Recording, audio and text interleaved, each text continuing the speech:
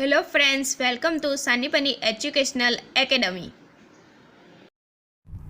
आज हम स्टडी करेंगे स्टैंडर्ड 5th का general science, lesson number 12, force, energy, simple machines. क्या है लेसन नंबर 12 का name? Force, energy and simple machine. हमने फोर्स, एनर्जी और सिंपल मशीन के बारे में देखा है। हमने लास्ट लेक्चर में कहाँ तक देखा था? हमने लास्ट लेक्चर में एमसीक्यू सॉल्व किए थे, ऑब्जेक्ट सॉल्व किए थे, फर्स्ट क्वेश्चन सॉल्व किया था। नाउ सेकंड क्वेश्चन क्या है? State whether the following statement are true और फॉल्स, यानी कि जो स्टेटमेंट या वो ट्रू है या फॉल्स है वो हमें बताना है। तो फर्स्ट कौन सा है? The work is the push और pull needed to make object move, यानी कि ऑब्जेक्ट को मूव कराने के लिए जो वर्क है, ऑब्जेक्ट को मूव कराने के लिए जो भी वर्क है उसे पुल और पुल करना जरूरी है। तो आंसर क्या आएगा? यस फॉर ट्रू, क्योंकि ऑब्जेक्ट को मूव कराने के लिए ऑब्जेक्ट पर पुश और पुल करना इज कंपल्सरी, जरूरी है। Force is needed to change the speed of moving object, तो ये भी ट्रू है, क्योंकि फोर्स जब भी अप्लाई करेंगे किसी भी मूविंग ऑब्जेक्ट पर, लाइक जो हम वॉलीबॉल का बॉल लेते हैं, किसी भी बॉल लेते हैं, सब मान लो ना किसी भी बॉल मूव हो रहा होगा और उस पर हम मूविंग बॉल पे ही फोर्स अप्लाई करेंगे तो उसकी स्पीड कैसे होगी? स्पीड चेंज होगी ना। लाइक किसी की स्पीड बॉल मूविंग हो रखा है, उस स्लो से मूविंग हो रहा है, जब हम उस पर किक मारेंगे तो उसकी स्पीड क्या होगी? बढ़ेगी। इसलिए force is needed to change the speed of moving object, तो क्या आएगा? ट्रू।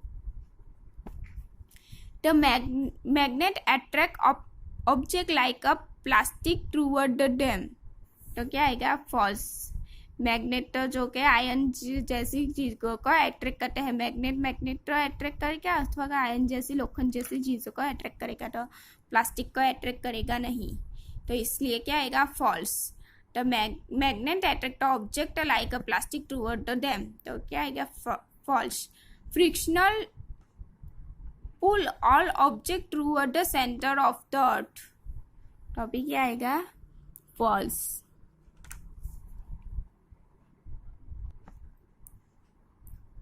फिफ्थ क्या है? Frictional force is greater on rough surface than the smooth surface, तो आंसर क्या आएगा? राइट। फ्रिक्शनल फोर्स क्या आएगा? रफ सरफेस के कंपेयर, सॉरी स्मूथ सरफेस के कंपेयर में रफ सरफेस में फ्रिक्शनल फोर्स कैसे लगेगा? ज्यादा लगेगा। Okay, frictional force is greater on rough surface than the smooth surface. Smooth surface की कंपेयर में ये रफ सरफेस में फ्रिक्शनल फोर्स कैसा लगेगा? ज्यादा, तो ग्रेटर, इसलिए क्या लगेगा? Frictional force is greater on the rough surface than the on smooth surface, तो क्या आएगा? ट्रू। थर्ड क्या है? Third question, name the following, यानी कि जो ये लाइन है उसका नेम लिखना है। Force exert by a machine, machines के थ्रू जो भी फोर्स लगता है उसे क्या कहते हैं? मैकेनिकल फोर्स, ऐसा बोलते हैं ना, मैकेनिकल फोर्स, क्योंकि मशीन्स के थ्रू जो भी फोर्स अप्लाई होगा उसे क्या कहेंगे? एक्सर्ट, यानी कि अप्लाई होगा उसे क्या कहेंगे? Mechanical force. Force exert by a magnet on an iron pin, क्या मैग्नेट और आयरन पिन को जो भी फोर्स अप्लाई होगा उसे क्या कहेंगे? मैग्नेटिक फोर्स अथवा ओके, उसे क्या कहेंगे? मैग्नेटिक फोर्स अथवा मैग्नेटिकल। थर्ड क्या है? Force which keeps the moon orbiting around the earth, जो हमने किस में ऐसी लाइन देखी थी? Force which keep the moon orbiting around the earth, तो वो ग्रेविटेशनल में देखा था, तो ग्रेविटेशनल फोर्स क्या आएगा? Gravitational force. One materials which can be develop the electrostatic force, electrostatic force में हमने देखा था कौन सा मटेरियल देखा था जो इलेक्ट्रिक फोर्स प्रोड्यूस करेगा? तो rubber and plastic are the substance develop the electric charge. Okay, तो क्या आएगा उसमें? वन मटीरियल किसी वन मटीरियल का नेम लिखना है, रबर या प्लास्टिक में से, तो आप जो चाहिए वो लिख सकते हो। The one material which can develop the electrostatic force, तो क्या आएगा, रबर या plastic. Energy process bye an object because of its motion, तो मोशन के थ्रू जो भी एनर्जी आएगी उसे क्या कहते हैं हम, काइनेटिक एनर्जी। क्या कहते हैं, energy process bye a object because it's motion, motion के थ्रू जो भी एनर्जी प्रोसेस होती है उसे क्या कहते हैं, काइनेटिक एनर्जी। जो भी मोशन ऑब्जेक्ट होगा उसमें ही काइनेटिक एनर्जी अप्लाई होगी। नाम पोटेंशियल एनर्जी के कहाँ पे होगी, जो ऑब्जेक्ट और जिसकी पोजीशन और शेप नोन होगा उसमें, तो इसमें क्या आएगा, तो energy process by object because of its motion, the kinetic energy. Fifth क्या है, give the example for everyday life for each of the following. तो फर्स्ट क्या है, एग्जाम्पल देना है। Force use to change the shape of an object, किसी भी force का फोर्स लगाने से उसका शेप चेंज होगा, तो क्या होगा, स्प्रिंग। स्प्रिंग जो है ऑब्जेक्ट को उसका नेम लिखना है, एग्जाम्पल लिखना है स्प्रिंग। अनदर एग्जाम्पल हम रबर बैंड भी लिख सकते हैं। फोर्स चेंज, आप जो चाहे वो लिख सकते हैं, जिससे फोर्स लगाने से उसका शेप चेंज होगा वो लिखना है। Force changing the speed of the moving object, moving object जो है उसकी स्पीड चेंज करता है फोर्स अप्लाई। तो कार जो मूविंग हो रही है, और मूविंग कार का भी एग्जाम्पल लिख सकते हैं, वैसे ही मूविंग बॉल का एग्जाम्पल भी लिख सकते हैं, जिसकी वजह से उसकी मूविंग फोर्स लगाने से उसकी स्पीड चेंज होगी। मैकेनिकल फोर्स, मैकेनिकल फोर्स के कौन सा एग्जाम्पल आएगा, तो मोटर व्हीकल, मोटर व्हीकल में मैकेनिकल का यूज होता है। आप अनदर एग्जाम्पल भी लिख सकते हैं मैकेनिकल फोर्स का। फ्रिक्शनल, तो फ्रिक्शनल फोर्स किस में आएगा, जो ये हमने देखा है, ये सरफेस थी और बॉल मूविंग हो रहा था, तो सरफेस और बॉल, तो इस पर किक लगा है, तो सरफेस के वजह से इस पर जो बॉल पर है जो कि फ्रिक्शनल फोर्स लगेगा, तो उसे क्या एग्जाम्पल में क्या लिखेंगे, kick off ball. Okay, another example भी आप लिख सकते हैं। First type of lever, first type of lever कौन सा था, हमने देखा था सीसॉ और सीजर। ओके, अनदर एग्जाम्पल भी आप लिख सकते हैं। बैलेंस भी हमने देखा था, फर्स्ट लेयर ऑफ लीवर का, फर्स्ट टाइप ऑफ लीवर का ए सीसो है।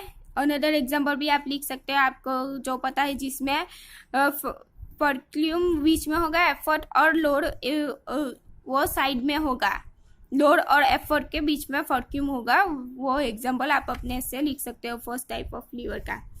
नाउ फिफ्थ क्या है, आंसर द फॉलोइंग। फर्स्ट क्या है, state the effect of force, यानी हमने फर्स्ट इस चैप्टर का फर्स्ट लेक्चर में भी हमने देखा था type of effect of force, ये थी ना, to change the direction of moving object, to stop the moving object, the change of speed of moving object, the change of shape of an object, और उसकी effect हमें लिखनी है। Question 1 में क्या पूछा है, question 1, the state of effect of force, तो पेज नंबर 125 और 126 में दिया है, वो आंसर में लिखना है हमें।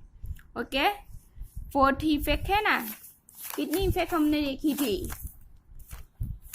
टोटल हमने 4 इफेक्ट देखी थी, पेज नंबर 126 और 125 में, वो लिखना है इस आंसर में। सेकंड क्या है, what are the magnetic material, magnetic material कौन सा है, तो 1 to 7 पेज नंबर पे है, इसका आंसर 1 to 7 पेज नंबर पे है। जो हमने मैग्नेटिक फोर्स देखा था ना, उसके मैग्नेटिक फोर्स टॉपिक था, उसमें है 1 to 7 पेज नंबर पे। Third, explain the electrostatic force, explain करना है इलेक्ट्रोस्टैटिक फोर्स, वो पेज नंबर 1 to 9 पे है, तो 1 to 9 पेज नंबर पे इलेक्ट्रोस्टैटिक फोर्स है, जिसे हमें एक्सप्लेन करना है। आप अपनी लैंग्वेज में उसे एक्सप्लेन कर सकते हैं, उसकी डेफिनेशन लिख के और 1 एग्जांपल लिख के उसे एक्सप्लेन कर सकते हैं। इलेक्ट्रोस्टैटिक फोर्स की डेफिनेशन लिखना और एग्जाम लेके उसके एक्सप्लेन कर सकते हो। नाउ फोर्थ क्या है, in science when do we say work is done, in science language में वर्क करियो, ऐसे वर्क किया ऐसे कब बोला जाता है, when force is apply and object moves from its position, यानी कि जब इसका आंसर में क्या आएगा, when force is apply and object moves from its position, object की जो भी पोजीशन होगी वो चेंज होगी, फोर्स अप्लाई करेंगे तो उसे क्या कहते हैं, वर्क, उसे ऐसे कह सकते हैं कि उस पर वर्क हुआ। तो when the force is apply and object moves from its position, science language में when do we say work is done, तो ऐसे कह सकते हैं when force is apply and the object moves from its position. Okay, fifth क्या है, what are the simple machine, name of the different type of simple machine. तो page number क्या पे है, 130 पे है। तो 130 पेज नंबर लेंगे, हमने लास्ट टॉपिक देखा था मशीन्स के बारे में 130, इसमें कॉम्प्लेक्स मशीन है, सिंपल मशीन है। तो हमें सिर्फ ऐसा पूछा है कि what is the simple machine and इस type, different types of simple machine. तो हमें सिर्फ सिंपल मशीन की डेफिनेशन लिखनी है और इसका टाइप्स लिखना है। तो ये यहाँ पे simple some machines have the very few parts of a simple structure, they are called a simple machine. ये डेफिनेशन लिखनी है यहाँ से यहाँ तक। और डिफरेंट टाइप्स भी लिखना है, सिंपल मशीन्स के डिफरेंट टाइप्स है, ये 6 टाइप है, वो भी हमें लिखना है। क्वेश्चन में क्या पूछा है, what is the simple machine and right the different type of simple machine. तो ये आंसर में क्या है, क्या यहाँ से यहाँ तक और ये 6 टाइप आएगी। ओके, ये आपको लिखना है आंसर में, ये 5th का आंसर था।